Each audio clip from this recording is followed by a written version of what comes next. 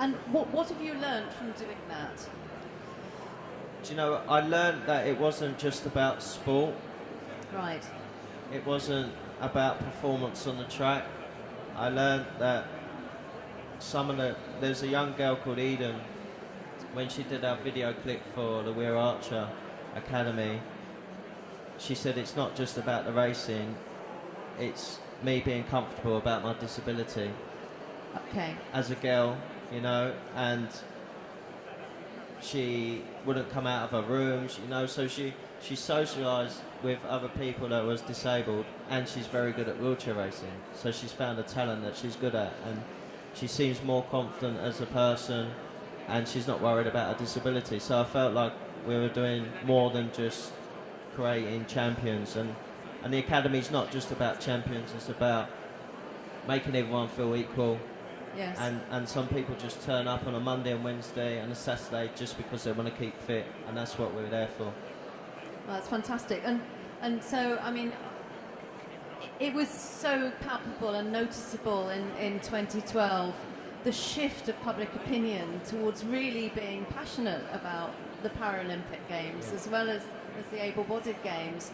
And have you felt that enthusiasm and interest continuing, or is it dying off? Because you obviously really starting the academy to continue it. No, it's growing and growing. Paralympic sport just went absolutely crazy after 2012, and it's just every sport seems to be growing in Paralympic sport, and I couldn't thank Locog and Sebco and promoting it so well and getting the crowds in and selling tickets, and I think people actually were amazed of what talent we've got in Paralympic sport. And I've had a few people come up to me and were honest that we was only going because we got free tickets, but you know, we went to the Olympics and it was much better than the Olympics. You know, seeing you win your medals on the track was the best atmosphere I've ever experienced in any event ever. Right. So, you know, and it's growing. You know, we do a lot more races in this country that are televised, and it's getting bigger and bigger. Fantastic. Actually, I can't see who's here, but have we got a clip of David winning a medal?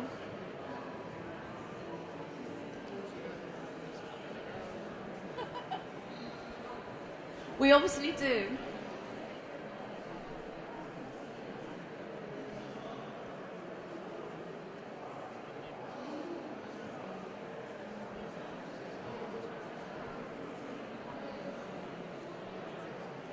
Do you want me to? Yeah, well, it's the 800, so it was my third race on the track, third final, and this was the last lap, and it was tough because Zhang, who's in front, is the world record holder for 400 metres, so I knew it was going to be too fast 400 metres and going to be a very close race. And then Marcel, who's in third place, is the world record holder, so I knew I had to be at my best to win this race, and it was probably the toughest of them all on the track. We're pushing about 22, 23 miles an hour, and I was thankful that he was dying. That was probably Marcel's best race of the championship. I was tired by then. Brilliant. I was thankful it was only 2 laps. 2 laps. But that was the third race of the day? No, third race of the competition. I had 2 rounds for everything, so it was my 6th race. 6th race. Yeah. And you still had that final piece to do it? You had to, yeah. You have to, yeah. So which was the hardest medal then? The marathon. At the end. Yeah. I know I trained. You know, you can train for every distance, it's not a problem. But you couldn't train for the emotions, that was the problem. Right. You couldn't train for the ups and downs and, you know, the highs of winning and trying to sleep and having hardly any sleep because you can't sleep, and then going in anti-doping afterwards and sometimes not getting back to my room till 2 o'clock, and, you know, my races were at 10 or 11, so it was difficult, and then getting up for the heats in the morning. Yes. So by the Friday, I was absolutely shattered, and more mentally than anything, you know. Obviously, seeing all the comments on Twitter, on Facebook, and then all the paper comments, and you know, it was the best thing ever. And that was probably that was the first time I ever seen my dad cry. So that was quite a proud moment. Brilliant, wonderful, and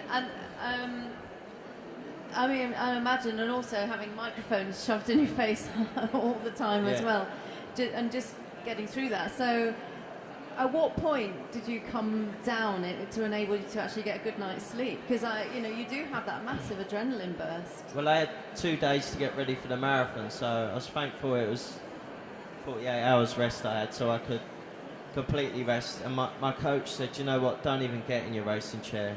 Don't do anything. You need to sleep, rest, see your family, you know. And that's what I did. I just slept most of the time, just get up and go and eat, because the food hall was open all day, all night, so you could eat as much as you want. So I just carved up and ate as much good and fluids and everything else just to get ready for that marathon. And I remember getting lots of texts saying that I could do it, I could win 4 and I could do this, and all the texts I was sending back was, I'm not putting my hopes up, but you know, I'll just give it my best shot like I do every time I do a race. So, and if that means I win, I win. If it doesn't, I don't. But the morning of the race, I felt quite good. I warmed up. It was nice and hot. So it was like 25 degrees. So it was getting warmer. And literally it was a circuit. So we did a small loop, which was like 1.5 miles, and then we went back out and come back. And I had probably about 50 friends and family on the corner by Buckingham Palace, and every time I went past I could see them. And on the second time I nearly lost it, you know, with emotions and seeing so many people out with banners up saying go Dave Weir or go to Weir Wolf, and you know, and screaming at me, and literally I nearly pulled over to, you know, just because I couldn't cope with the expectations of trying to do it again. And I had to forget about the race. I had to remember all the cyclists screaming and shouting at me, you know, when I did feel tired and drained from training. My coach, you know, my family, feeling positive. And then literally it was about 2 minutes, 3 minutes after that when I literally concentrated on whoever was in front of me. I didn't look anywhere else but that back wheel. Right.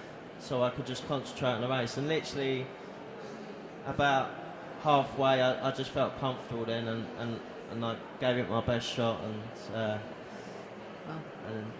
I won brought at the it end. home. I brought it home, yeah. And that was absolutely. probably the toughest race mentally and physically in all my career. Right. So that we could draw that metaphor of, you know, just keep that goal in sight, keep focus, don't look either side. I was just praying they wouldn't go any quicker at one point. It was just like, please don't go any quicker. And I was hanging in, and you know, your breathing was out, and I just really had to concentrate on what I was there for, and forget where I was for a little while. And it's interesting, isn't it, the effect that emotions have. Amazing. You know, and the brain-body connection. You know, you really have to keep your emotions in check and your head has to keep that. Otherwise, it was going to just affect your power.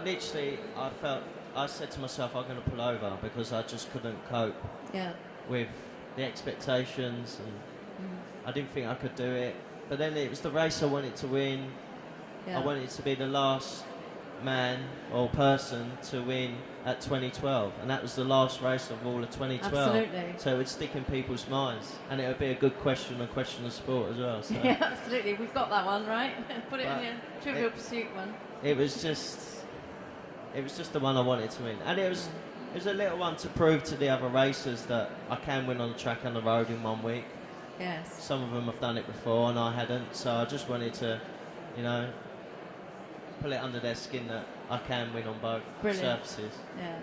So one of your competitors somewhere in the world is talking about you now, and you know, I've got to beat that guy. Yeah, probably. Does that put additional pressure on you, knowing that you're now the man to beat? Not really, because at the moment Marcel, who's always behind me, he's pushing amazing at the moment. Right. I think after 2012 he changed a few things mentally. I think that was his biggest fault. For instance, in New York he had a problem with his chair, and then he flew to Japan, and 1 week later and nearly broke the world record in the marathon on his own. So he's really on form, and he's probably peaking. He's at the right age. He's 28, nearly 29 I think, so he's the one to beat for the future.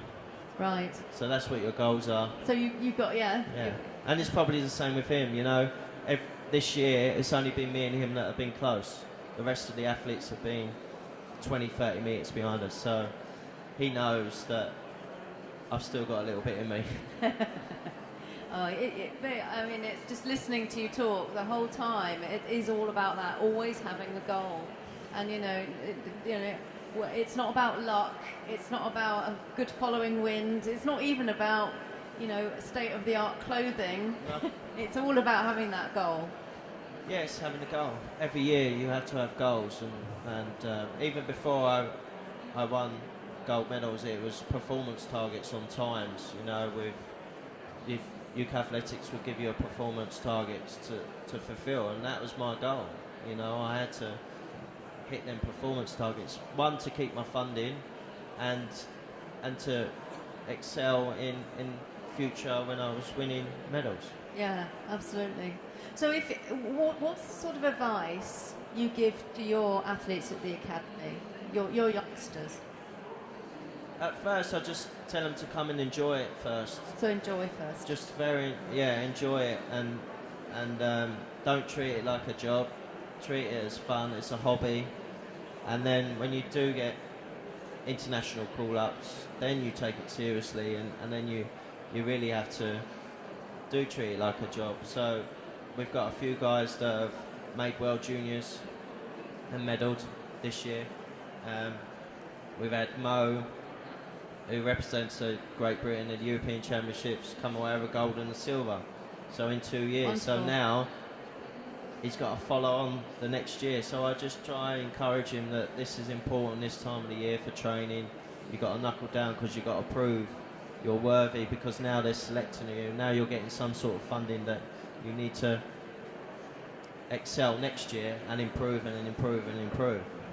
Do you find, is it different in sport with youngsters that they understand they've got to train? Because in business, we're finding with Gen Y, they expect everything to happen really quickly and to be promoted very fast, and actually don't realise that it's not just what you know, it's how you treat people and all those skills. Yeah, the youngsters, or even the young adults that come in and try the sport, they think because they've seen me go around the track really fast and win all these, they think it's easy. Right, you make it look easy then. Yeah, and then they think they're going to win medals next year, and they're going to. It's great to think that, but do the small steps first. Break PBs. Always improve on your times, and that's what you do. And then, if you're good enough, you will get noticed and you will get selected. Because gold medals are important to Great Britain, and times and world records. So there's lots of time to do it. I didn't just do it overnight. No, absolutely. I've been racing since I was 8. Yes. And I won my first gold medal in Beijing. So it does take some time. Yeah. And that's what I tell them. You're improving and your times are improving. That's what you've got to worry about. Just worry about that at the moment. Yeah, so tiny goals. Tiny goals to succeed the next year. And, now with the academy, because we're getting some more money coming in, we're going to take a team to Switzerland in May. And there'll be a team from Great Britain as well, but the kids that haven't made it, but they can still go and race at this. It's the Swiss National Championships, which is, it's the iconic wheelchair racing event on the calendar. So everyone from around the world goes.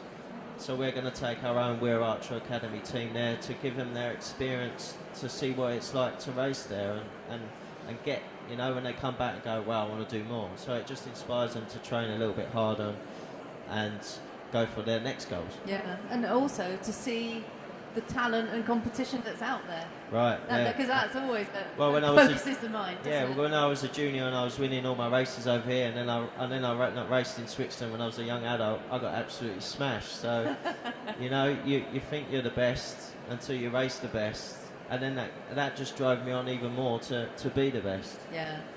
That perspective of what's actually out there is really important, isn't it? When to keep you focused and realistic. When I went back to my coach in 2002 2002, just before 2002, after having a break after Atlanta and stuff, I was training on my own for a bit. She said, "What's your goals?" I said, "Look, I just want to represent Great Britain again at Athens, but after that, I want world records, I want this, I want that, I want this." And when she walked away, she only told me not long ago, she walked away and I went, "Oh my God, what am I going to do?" So, but when she, she could see that desire in me, that every training session I was training 100% and coming the next day and doing the same. And, leading up to Athens, I didn't expect anything. I just wanted to go and represent Great Britain again and put that shirt on and race around that track. To come away with silver and bronze was a bonus to me, and after that I wanted more. I wanted more. I wanted to move distances. And that was the challenge. And I think because I always had challenges, she always had a challenge to get me to that goal. And I think that's why we work well as a team. Absolutely. And I also heard your language change, because you said that when you first said to her, you said, "I just want to." And then it changed to, "And then I want that, and that." I bet you never now say, "Oh, I just want to do this." I just want to race now. I just want to race, yeah, exactly. I hesitate to ask you, what might you do when you retire? What's your next goal? Well, obviously the academy is very important to me, so spend more time with them. It's quite difficult being there day in, day out. I do see some of the athletes that train in the park every day, but on the Monday evenings and the Wednesday evenings when they're down, just spend more time with the youngsters and improve them. And so that would be my biggest goal when I retire, even though I'm fully committed to the academy now, but I'm still training hard. I've got a family. A long way off. Well, I don't know, but there's little hobbies that I've had since I was like 16, 17, and like DJing is a big hobby for me, and obviously playing out is not doable, it's too many late nights and stuff, so doing my own promotional stuff with that at the moment. I've got a little gig next Saturday. Oh, wow. In Sutton in Surrey, so it's just a start where my mate's a good promoter. He's been doing it for years, and he wants to get more on the promotional side than the DJing side, and I want to be on but it's a good thing. It's a gold party. We've called it the gold party, and it's selling out. It's only in a small bar. So there we are, Sutton on Saturday. It's only in a small bar, but it's just, these are my hobbies that I would like to carry on when I retire. Fantastic. But the academy is very important to me. That was my dream. That's your dream. Fantastic. We've got time for one or two questions. Okay, let me come over with the microphone for Dave.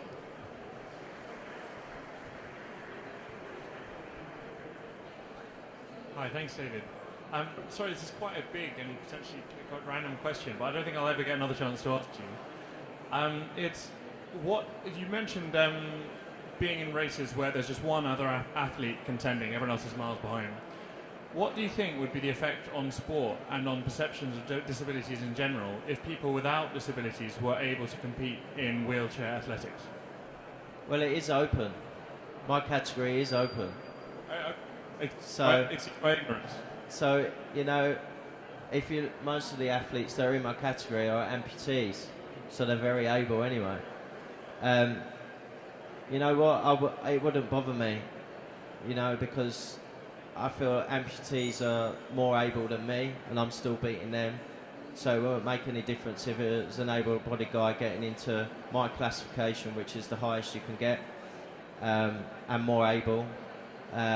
It would be a disadvantage to the categories that are lower than me, so like the 52s, which are higher spinal injury, then it wouldn't be fair.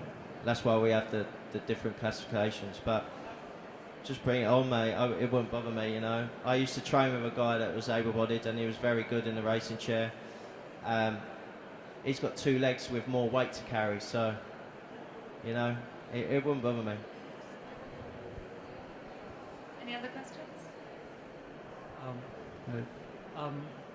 First of all, I had my second glandular fever a few weeks ago as well, so it's just tough. But thank you for the when you said about the mental preparation. I was going to ask that. I think it's amazing to see how you're just the same as everybody else. It's just how you actually perceive how you would do it in the games. But how did it affect your family? As you said, your family is a lot of sportsmen in the family, and your achievement like this. How does it affect their lives? I guess. What, after 2012 or before, or with me as training and just keep on going? You know, I think you need a good family network behind you, because training does hurt, you know, and you are tired 90% of the time, so you can be a bit moody sometimes or a bit tired, you know. And if I had, Mason was a young boy then, so, you know, it's dealing with that, but that was my choice to have a family as well, so I have to deal with that and mentally prepare with that and stuff like that. But you know, just having a great family network. But after 2012, obviously the fame went through the roof, so everyone knew who I was. Wherever I go, I get stopped to ask for a picture.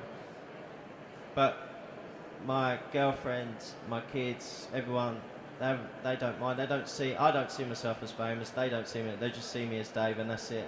And that's the way I will be forever. Hi, thanks, David. I just wanted to know, before you became, I suppose, the best there was, how did you encourage and promote yourself to just try that a little bit harder? What motivation do you have, and how do you pick yourself up from a fall? Don't really know. I just think because I want to win everything I go in, I don't want to lose. I'm frightened of losing, and that's what drives me on every day. Even now, I know I'm getting a year older every year, and the young guys are pushing me to my limits, but it just drives me on every day when I know that they're pushing well. You know, I look at times around the world and see what they're doing, and you know, that gets me up in the morning and train really hard in the road or on the track. That drives me on. You know, I'm not getting any slower. My fitness is great. I think once I see that I am getting slower, then I think it's time to retire. But I think if I've got that get up and go every morning to go and train at 100%, then, you know, it's still having them little small targets every year. You know, I have to have these goals to perform well and try different training methods to get that percentage out of me to train a little bit harder, you know, altitude training, or, you know, where I train in Richmond Park, it's not the flattest surface in the world. So I'm going to introduce going up to Cambridge and training with a guy up there who's on a hand bike just once a week to do some more flat. So that's where I seem to lose some races where it's completely flat. So, you know, I'm always coming up with new ideas to try and to better myself even at my age. Brilliant. Thank you very much for those great questions. David, it's been an absolute pleasure and a joy to talk to you and to sit next to the closest I'll ever get to some gold medals. Thank you. Thank you very much. David Weir, everyone. Thank you.